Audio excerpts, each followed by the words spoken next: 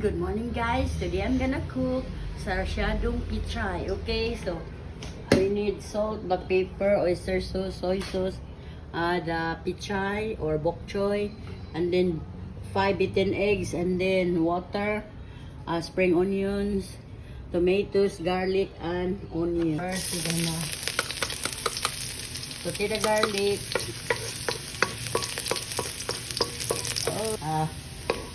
Saute the onion.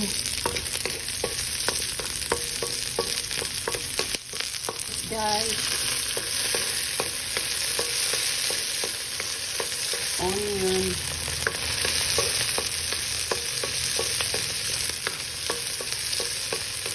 stem,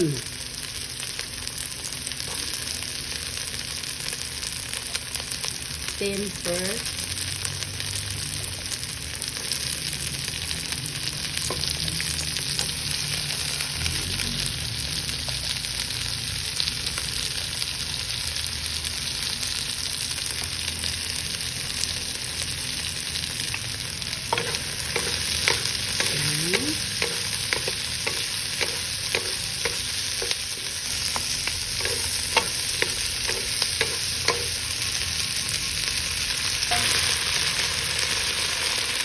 Pinch of salt, and then the oyster sauce, guys.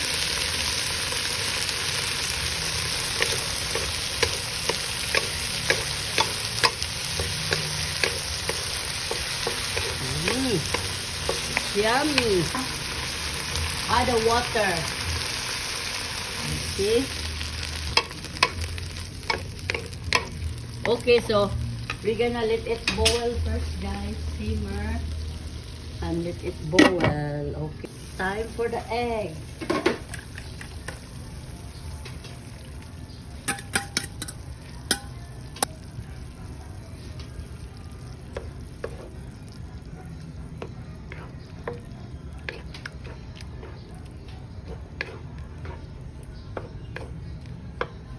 Time for the bok choy.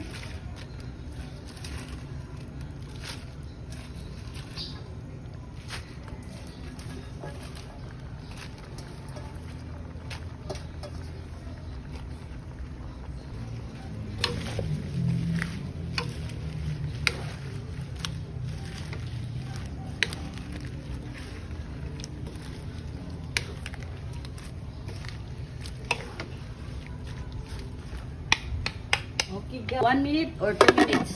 And we'll be right back, okay, guys. Okay, so this is our sarsyadong pichay. Okay, it's done. It's super yummy, guys. Our sarsyadong pichay is done. Off the heat na.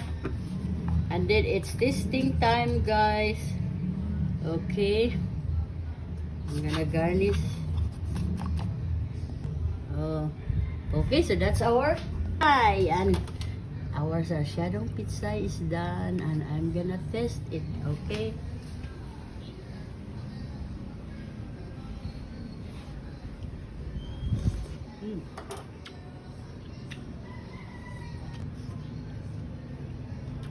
Okay, guys, it's very quick, easy to make, affordable, and it's yummy.